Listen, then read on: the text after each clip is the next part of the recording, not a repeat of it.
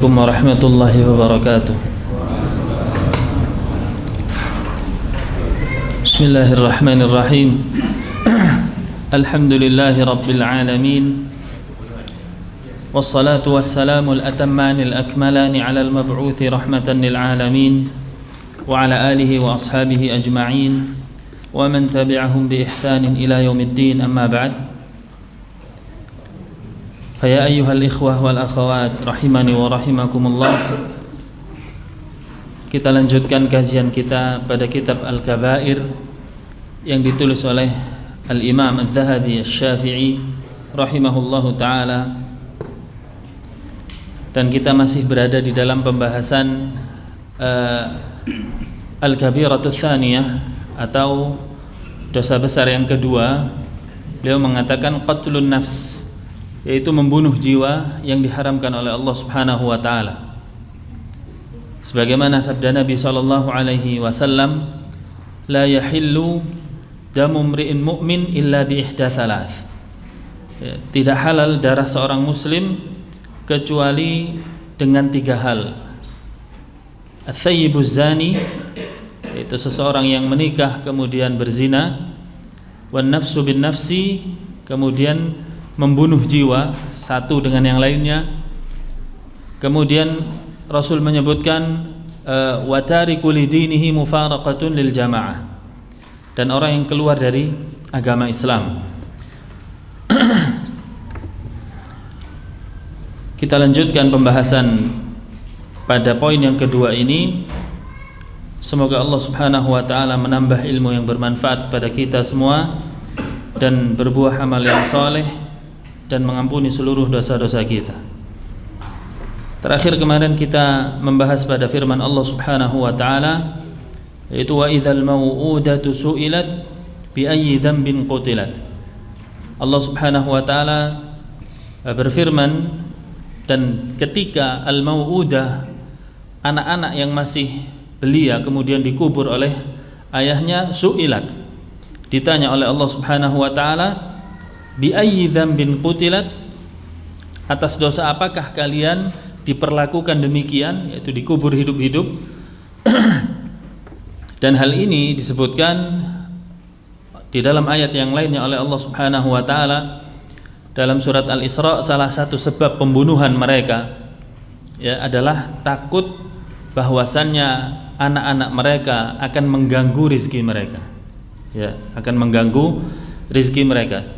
Sebagaimana Allah Subhanahu wa taala berfirman, wala taqtulu auladakum khasyata imlaq. Janganlah kalian membunuh anak-anak kalian karena takut kemiskinan. Allah kemudian mengatakan, nahnu narzuquhum wa iyyakum, karena kamilah yang memberikan rizki kepada mereka dan kepada kalian. Allah membantah alasan sebab mereka membunuh anak-anak mereka. Atau sebab yang lainnya, mereka mengatakan atau berkeyakinan bahwasannya anak perempuan adalah peluang aib besar untuk keluarganya ketika mereka berada di tengah-tengah masyarakat. Maka yang demikian sehingga mereka membunuh putri-putri mereka. Adapun riwayat yang mengatakan Umar ibn Khattab membunuh putri-putri mereka atau membunuh putrinya, ini adalah riwayat yang tidak benar. Disebutkan oleh para ulama bahwasannya riwayat tersebut tidak bisa dipertanggungjawabkan keabsahan riwayatnya. Bahkan disinyalir yang menggaungkan riwayat tersebut adalah dari golongan Syiah karena kebencian mereka terhadap Umar ibn Khattab. Kemudian yang bisa dilihat sebabnya atau realitanya adalah, jika benar di kalangan kabilah Umar ibn Khattab ada kebiasaan yaitu membunuh putri-putri mereka, tentu yang pertama, saudari Umar ibn Khattab tidak ada yang bernama Fatimah. Karena Fatimah jika berada di dalam lingkungan yang memiliki adat membunuh putrinya, tentu tidak akan tumbuh besar. Fatimah saudarinya Umar ibn Khattab. Yang kedua adalah anak sulungnya Umar, yaitu Hafsah, yang menjadi istri Nabi SAW. Jika Umar ibn Khattab membunuh putrinya, pasti Hafsah juga sudah dibunuh. Jadi riwayat ini disebutkan oleh para ulama tidak benar tentang keabsahannya. Kemudian di sini Al-Imam Adz-Dzahabi rahimahullahu taala mencantumkan wa qala an-nabiy sallallahu alaihi wasallam ijtanibu as-sab'al mubiqat. Jauhilah oleh kalian 7 perkara yang membinasakan. Kemudian beliau menyebutkan 7 perkara, salah satunya menjadi poin pembahasan kita adalah fadzakara qatlan nafsil lati harramallah. Salah satu dari 7 perkara tersebut yang membinasakan manusia adalah membunuh jiwa yang diharamkan oleh Allah Subhanahu wa taala. Jiwa yang diharamkan oleh Allah Subhanahu wa taala kemarin sudah kita bahas, yaitu ada 4 golongan. Yang pertama jelas mukmin itu sendiri. Yang kedua adalah zimmi atau kafir. Zimmi, kafir yang mendapat perlindungan karena membayar denda kepada pemerintah kaum muslimin. Kemudian ada kafir mu'ahad, kafir yang dapat perlindungan karena perjanjian, ya, diberikan suaka oleh pemerintah kaum muslimin walaupun dengan tidak membayar jizyah, mu'ahad. Yang keempat adalah kafir musta'man, orang kafir yang mendapatkan perlindungan karena di saat itu ada peperangan antara kaum muslimin dengan orang kafir, kemudian gencatan senjata, dan dari pihak orang kafir hendak melakukan diplomasi dengan pemerintah kaum muslimin sehingga harus masuk ke daerah kaum muslimin dengan meminta perlindungan. Ketika disepakati, maka dia statusnya adalah musta'man, yang diberikan keamanan, dijamin keamanannya, dan ini tidak boleh diganggu. Wa qala alaihi salatu wassalam, dan Nabi sallallahu alaihi wasallam bersabda, wa qad su'ila ayyu dzambi a'zam. Ditanyakan kepada beliau, dosa apakah yang paling besar? Qala, Rasul sallallahu alaihi wasallam menjawab, an taj'ala lillahi niddan wa huwa khalaqak. Ketika engkau menjadikan Allah Subhanahu wa taala tandingan dengan makhluk yang lainnya, wa huwa khalaqak, sedangkan Allah Subhanahu wa taala adalah penciptamu. Ya, sedangkan makhluk tadi bukan penciptamu. Tidak pantas ketika kita menyamakan antara hak Allah dengan hak makhluknya. Inilah hakikat dari kesyirikan. Ketika kita menyamakan hak Allah dengan hak makhluknya pada perkara-perkara yang khusus itu hanya bagi Allah Subhanahu wa taala. Ini adalah hakikat kesyirikan, dan ini dosa besar yang paling besar. Menumpahkan sperma di luar rahim ibunya tidak termasuk di dalam mau'udah. Dan ini juga diungkapkan oleh para sahabat. Wahyu turun di tengah-tengah kami dan kami melakukan azal, menunjukkan al-azal hukumnya adalah mubah, tidak ada larangan dengannya. Thumma ay, ya, kemudian ditanyakan lagi, setelah membunuh apa wahai Rasulullah? Ya, setelah membunuh apalagi wahai Rasulullah dosa yang paling besar? Qala antuzaniya halilata jarik. Ketika engkau berzina dengan istri tetanggamu. Berzina sendiri sudah haram, maka ketika seseorang berzina dengan istri tetangganya, maka dia merampas hak berlipat ganda dari kaum muslimin. Berzina sendiri sudah merampas hak kaum muslimin, kemudian ditambah lagi merampas hak kaum muslimin dan tetangganya. Bahkan di hadis yang lain Rasul sallallahu alaihi wasallam bersabda, "Man kana yu'minu billahi wal yaumil akhir, ya, falyuhsin jarihi." Atau kama qala. Maka barang siapa yang beriman dengan Allah dan hari akhir, hendaklah dia berbuat baik pada tetangganya. Ini malah dia berzina kepada tetangganya, wal'iyadu billah. Kemudian Al-Imam Adz-Dzahabi menyebutkan di sini, wa qala alaihi salatu wassalam, Nabi SAW mengatakan, idzal taqal muslimani bisayfayhima, apabila dua orang muslim bertemu dengan membawa pedang masing-masingnya, fal qatilu wal maqtulu finnar, maka sang pembunuh dan yang dibunuh sama-sama masuk neraka. Kemudian qila, dikatakan, ya Rasulullah, hadza lil qatil. Baik ya Rasulullah, jika yang masuk neraka adalah pembunuhnya, kami tidak bingung. Fama balul maqtul, lalu bagaimana yang dibunuh kok bisa masuk neraka? Qala, Nabi SAW mengatakan, innahu kana harisan ala qatli sahibihi, karena yang terbunuh tadi juga berniat. Untuk perhatikan jamaah, Rasul mengatakan niat, berniat walaupun tidak sampai membunuh, maka dia tetap masuk neraka. Dari mana hitungannya? Dari niat. Maka dari sini para ulama buat kaidah, niat yang sudah dilakukan oleh pelakunya, atau saya jabarkan lagi, gerakan hati yang diiringi dengan sikap yang sesuai dengan keinginannya, walaupun tidak terlaksana dengan sempurna karena sesuatu udzur, maka terhitung seperti melakukannya secara utuh. Saya ulang, gerakan hati yang sudah diiringi dengan sikap yang sesuai dengan maksudnya. Gerakan hati tadi ingin membunuh, sikap yang sesuai dengan maksudnya apa? Bawa pedang, sudah mengayunkan barangkali pedang kepada saudaranya, ya. Kemudian tidak terlaksana karena sebuah udzur. Udzurnya tadi apa?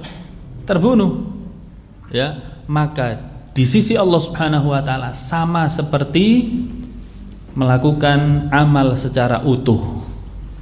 Oleh karenanya Nabi mengatakan finnar, juga di neraka. Dan ini berlaku untuk seluruh amal. Berlaku untuk seluruh amal.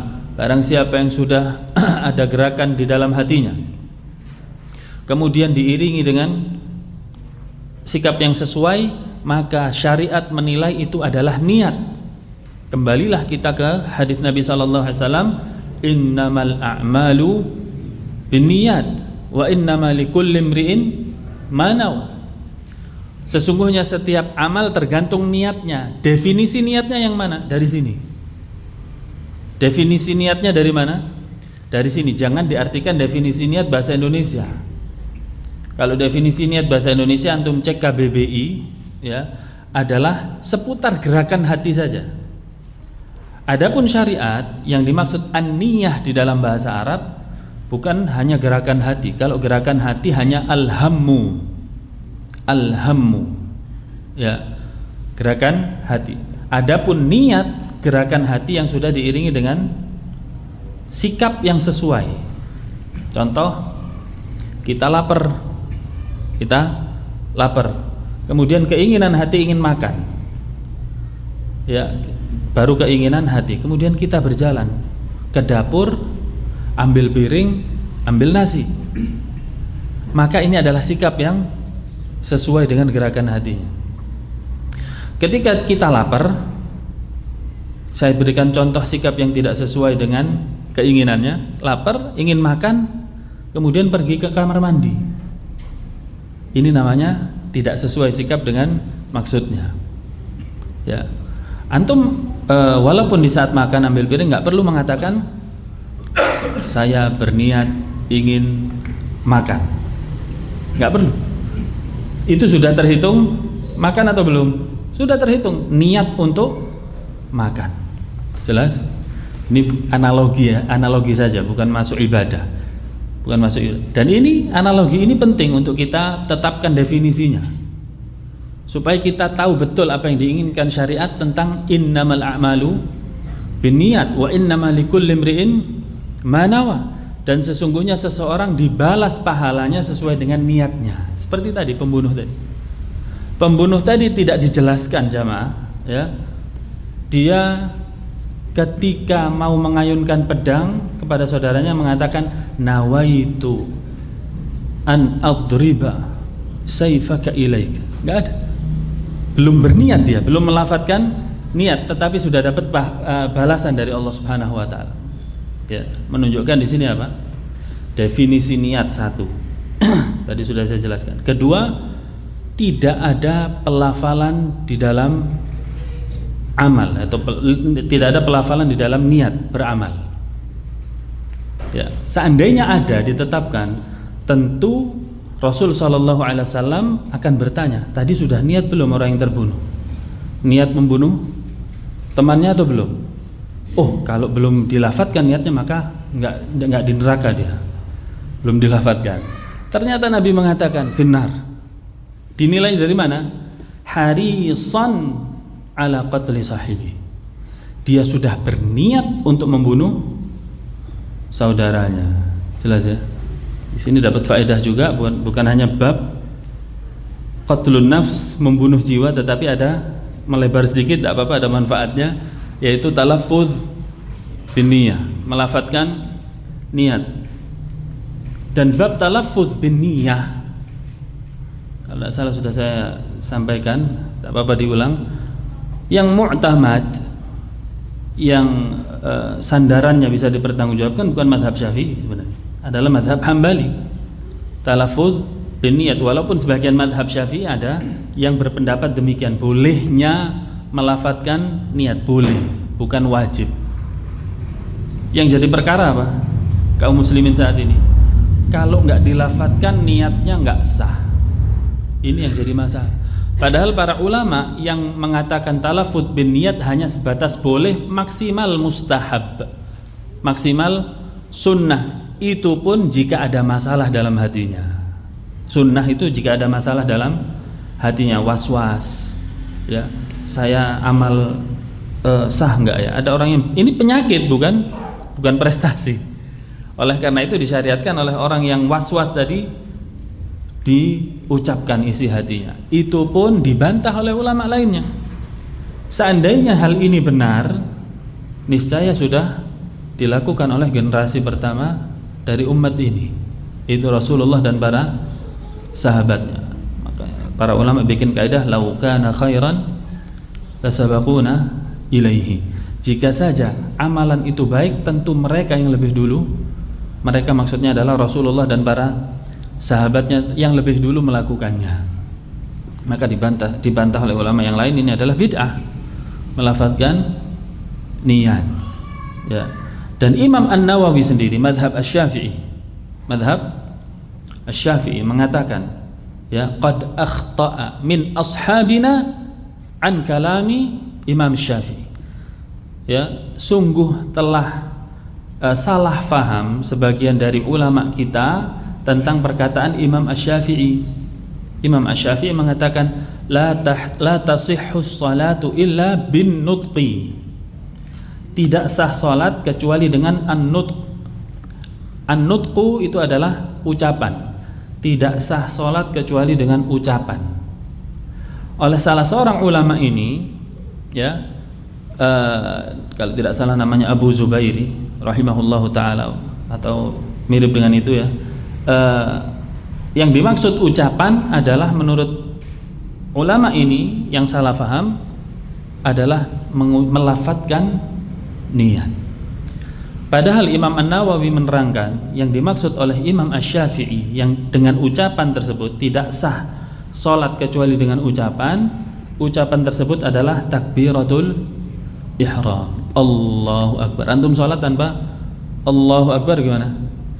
Ya nggak sah. Takbiratul ihram maksudnya. Nah,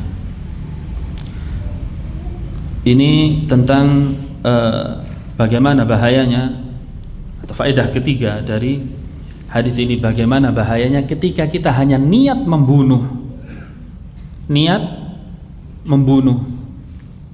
bukan membunuh, hanya niat membunuh, itu sudah dihukumi dengan an-nar, kata Nabi Shallallahu Alaihi Wasallam. Maka jauhkan sedini mungkin perasaan untuk menghabisi makhluk Allah Subhanahu wa Ta'ala.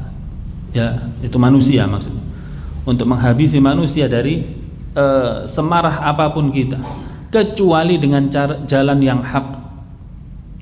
Jalan yang hak bisa jadi kita ulil amri, kita menindak pelaku pembunuhan, ya, atau menindak pelaku zina, muhsan, zina yang sudah menikah, ya, atau menindak pelaku pelaku murtadin. Kalau kita ulil amri, bukan ketika status kita hanya sebagai rakyat, atau ketika kita berada di medan jihad yang syar'i, ya, kita berada di medan jihad yang syar'i. Adapun selainnya, maka jika syaitan membisikkan di dalam diri kita, yaitu ingin menghabisi orang lain, maka segera hilangkan, termasuk menutup celahnya. Termasuk menutup celahnya. Apa celahnya? Banyak.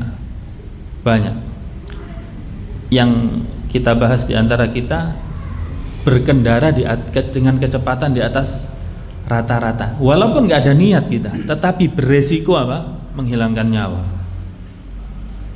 Kenapa syariat qatlun nafs ini diharamkan di bawah syirik? Supaya Allah Subhanahu wa taala menjelaskan kepada kita bahwasanya agama ini itu melindungi jiwa. Agama ini melindungi jiwa. Ya, salah satu tujuan pensyariatan agama Islam, ya, ada 5, ya. Salah satunya adalah melindungi jiwa supaya tidak hilang sia-sia. Makanya diharamkan membunuh manusia kecuali dengan cara yang benar. Ternyata manusianya, toib dia nggak bunuh, tetapi melakukan kegiatan-kegiatan yang lain yang berbahaya. Sekarang lagi musim, ya, lagi viral di video-video orang terjun dari atas nyemplung. Beresiko atau tidak itu? Beresiko. Hanya dengan tujuan viral dia melakukan upaya tersebut, seolah-olah nyawa nggak ada nilainya, seolah-olah nyawa tidak ada nilainya. Atau kita barangkali berkendara dengan kecepatan yang tinggi di atas rata-rata tanpa pengaman, ini juga harus kita hindari. Kenapa? Menutup celah ke arah seperti ini. Dengan kita berkendara cepat di atas rata-rata, saya nggak niat membunuh orang, tapi ketika terjadi bagaimana? Tentu sikap kita saat itu merugikan kita sendiri, juga merugikan orang lain, ya. Ada lagi ketika ingin menyalip, biasanya nyalip dari jalur yang berlawanan arahnya, kemudian dia bawa mobil, sananya pakai motor, sikat aja karena kita lebih gede kendaraannya, sehingga yang sana ya minggir. Ini juga berbahaya, ini juga harus kita hindari, ya. Maka setelah belajar bagaimana berharganya nyawa manusia, dan itu adalah anugerah dari Allah Subhanahu wa taala, pelan-pelan kita berusaha untuk menutup celah hal-hal yang bisa menghilangkan nyawa seseorang. Dan ini bagian dari akhlak yang mulia. Kemudian saya lanjutkan, Al-Imam Adz-Dzahabi mencantumkan juga di sini, wa qala alaihi salatu wassalam, berkata Nabi alaihi salatu wassalam, la yazalul mar'u fi fushatin min dinihi ma lam yatanadda bidamin haram. Senantiasa seseorang berada di dalam keluasan agamanya. Apa yang dimaksud keluasan agamanya? Saya akan bacakan syarah dari Syekh Utsaimin pada hadis ini, ya, pada hadis ini. Kata Rasulullah SAW, senantiasa seseorang berada di dalam keluasan agamanya malam yatanadda bidamin haram, selama dia tidak membasahi tubuhnya dengan darah yang haram, ya, tidak membasahi tubuhnya dengan darah yang haram. Yang dimaksud fushatun min dini, keluasan di dalam agamanya, yang bawa kitab bisa dilihat di halaman 17.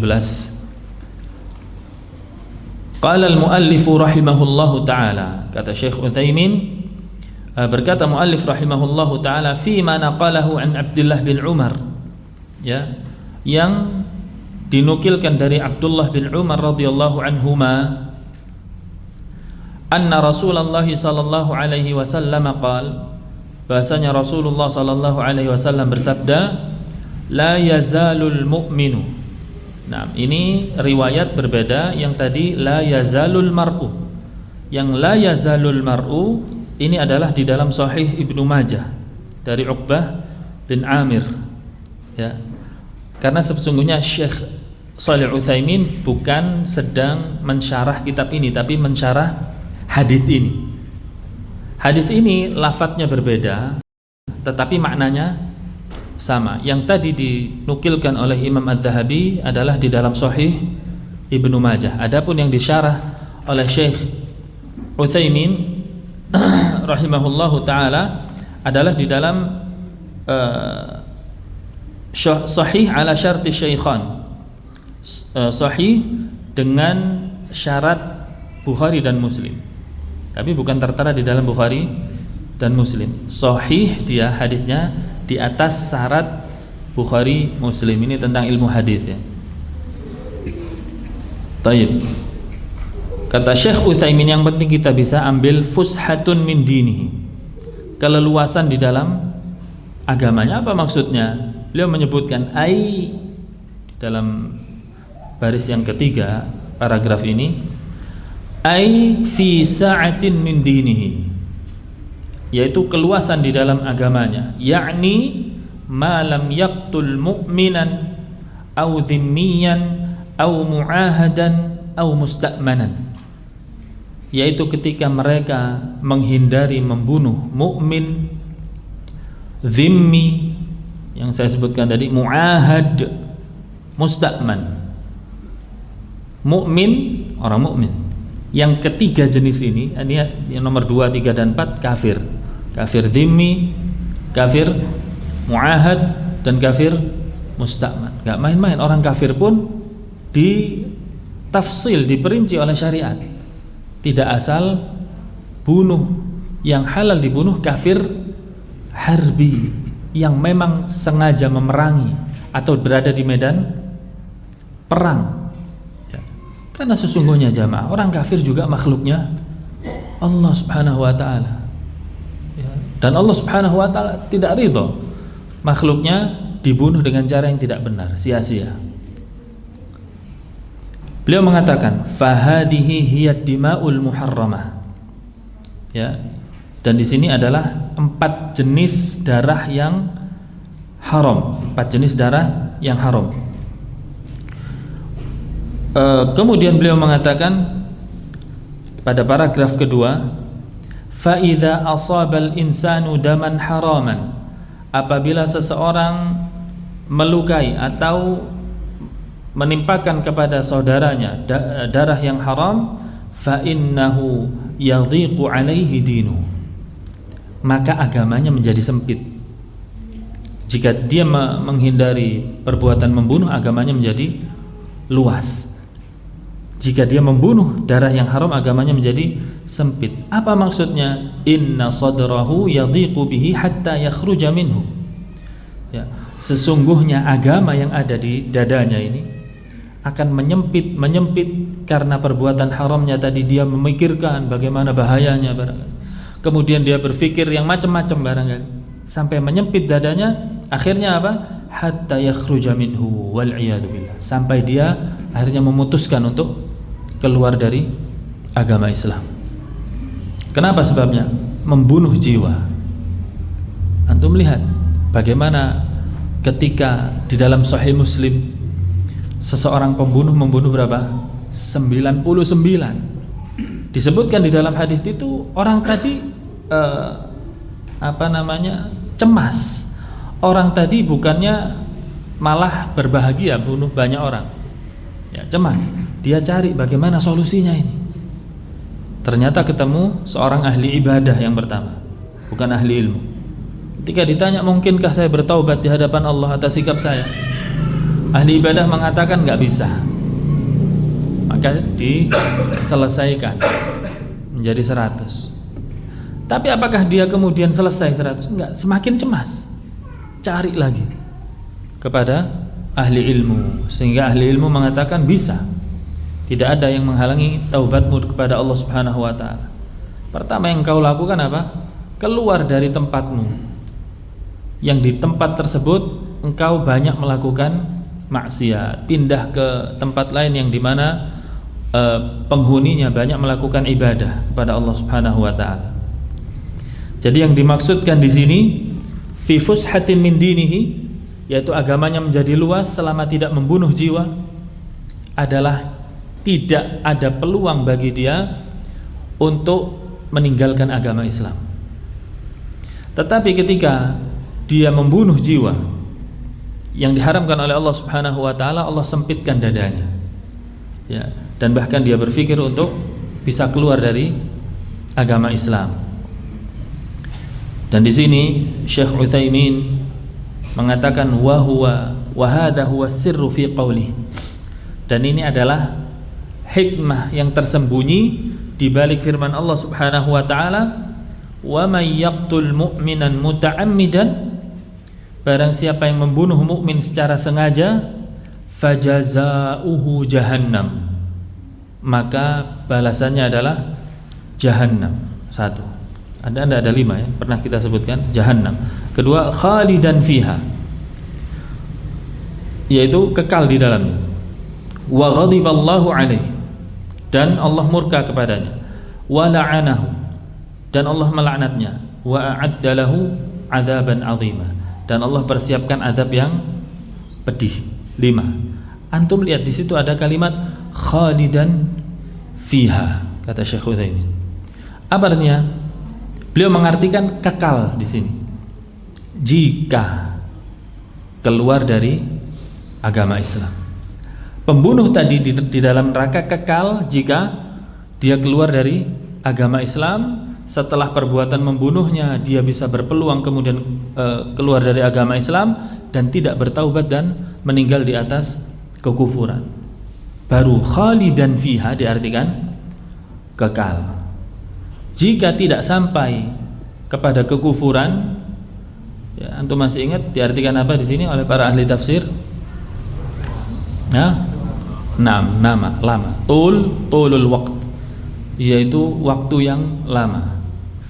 Jadi di sini beliau sebutkan bisa diartikan kekal. Kenapa? Karena membunuh berpeluang pelakunya keluar dari Islam, berpeluang. Kenapa? Dadanya sempit. Ya, ikhwan fiddin rahimani wa rahimakumullah.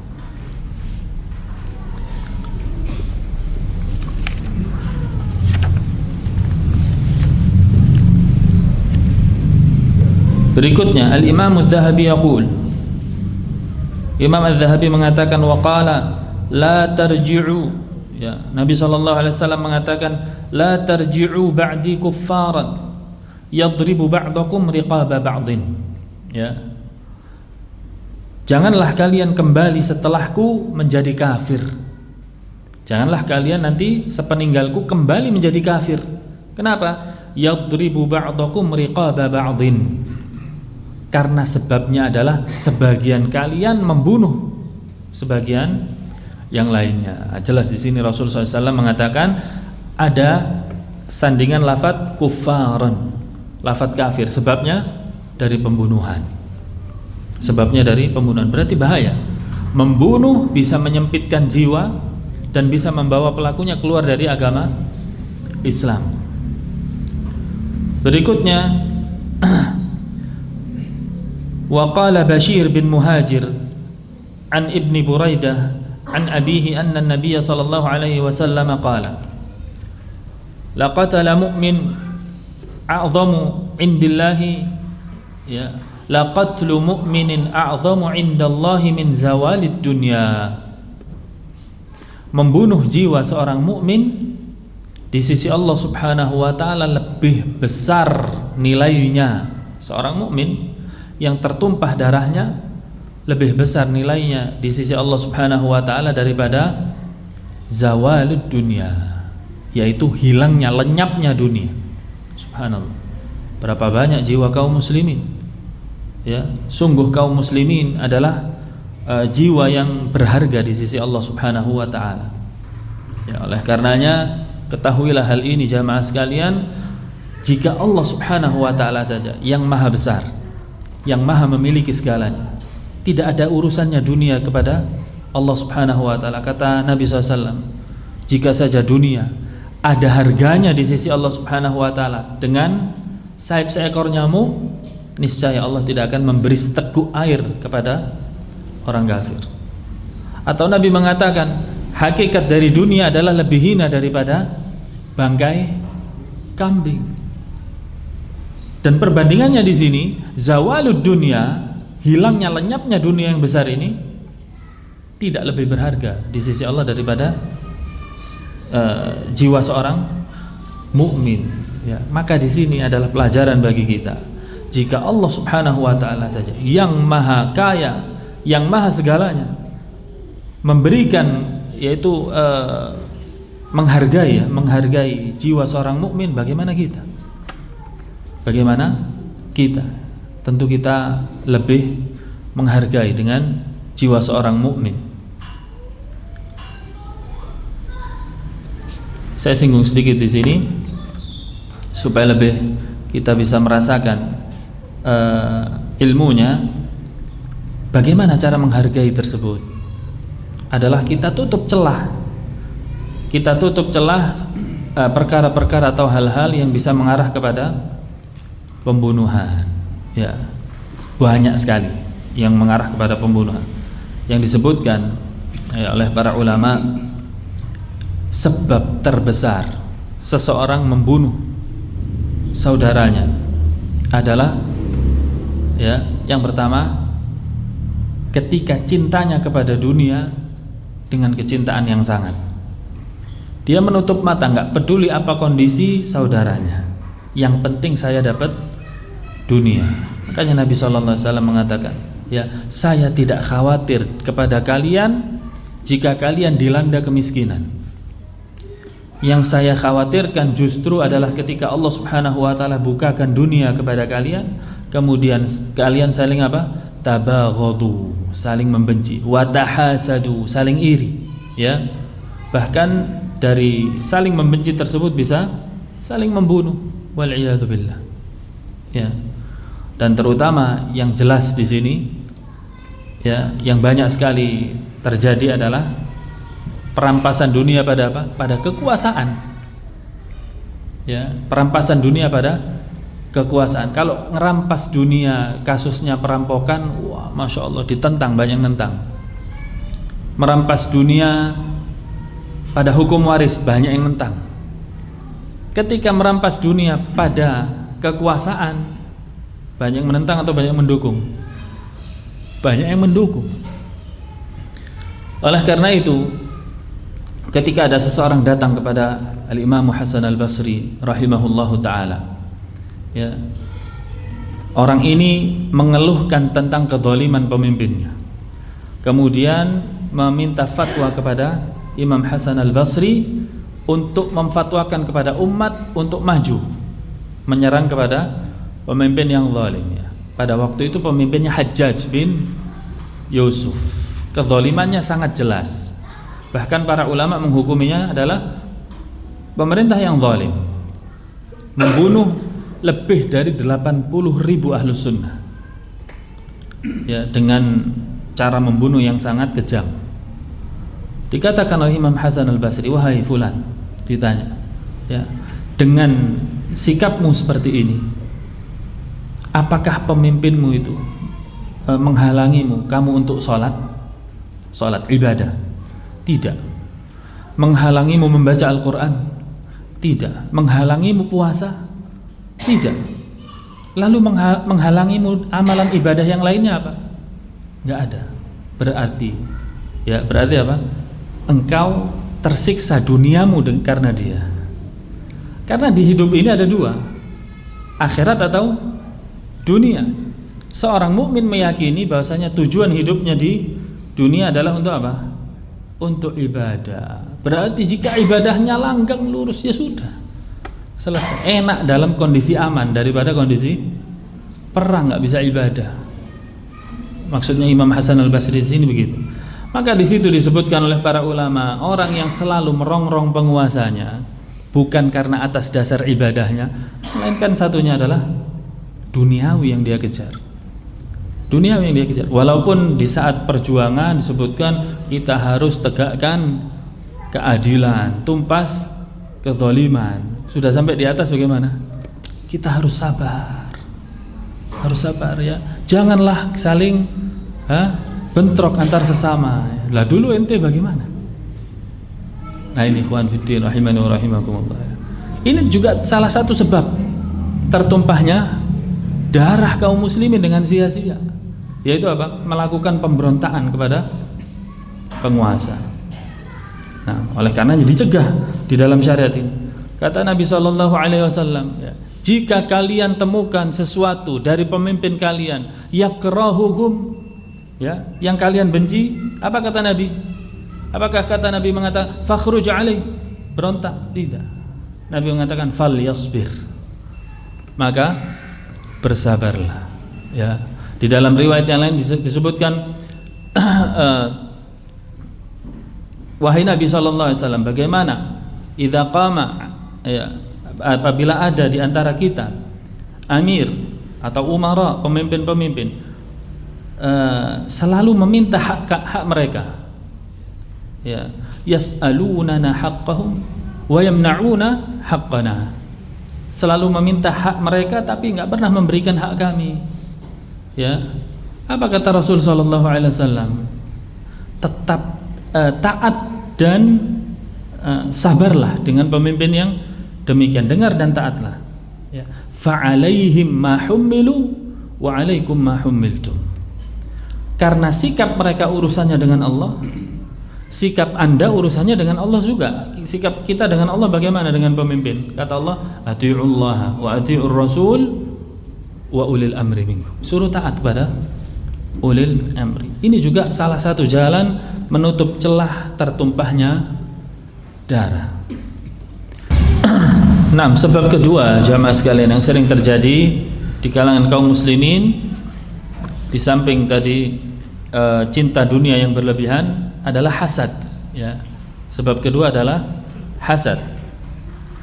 Dijelaskan oleh Syekh Shalih Fauzan hafizahullahu taala di dalam syarah beliau pada kitab Al-Kabair, tapi Al-Kabair yang ditulis oleh Syekh Muhammad bin Abdul Wahhab. Beliau mengatakan, wa kadzalika qad yahmilu al-hasadul insana ala qatli qaribihi.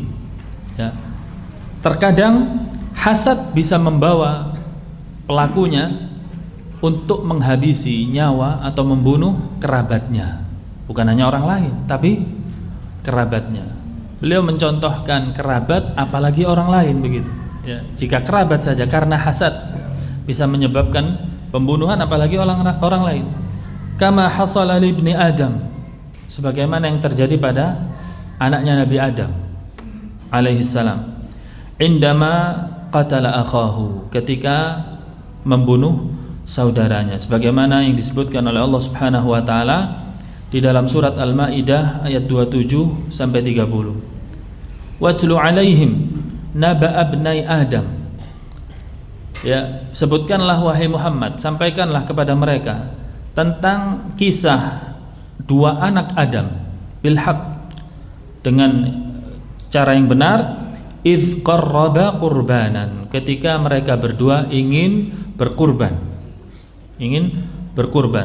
fatuqubbila min ahadihima, kemudian Allah menerima kurban salah satunya. Ada disebutkan namanya, ada Habil dan Qabil. Sebagian ulama mengatakan bukan itu namanya, ya, ada Habil dan Qabil. Walam yutaqabbal minal akhar, dan Allah tidak menerima kurban yang lainnya.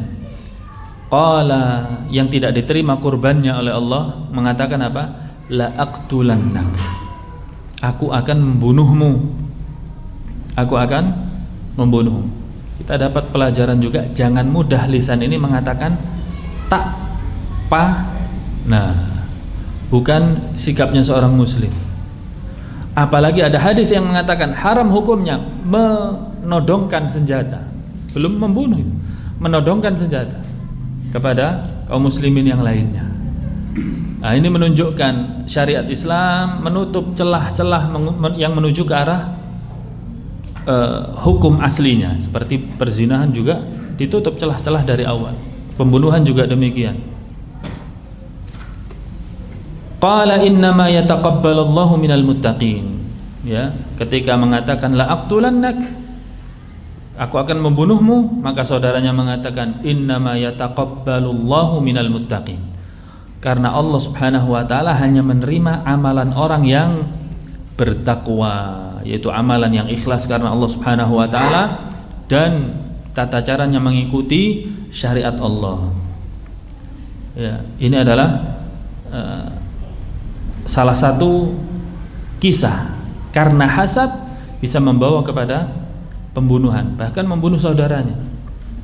Ya, nah, masih banyak sebab-sebab yang lainnya jamaah sekalian. Yang tadi saya sebutkan dua, yaitu hubbud dunya, yang berlebihan, kecintaan pada dunia yang berlebihan bisa mengakibatkan membunuh saudaranya. Yang kedua adalah hasad.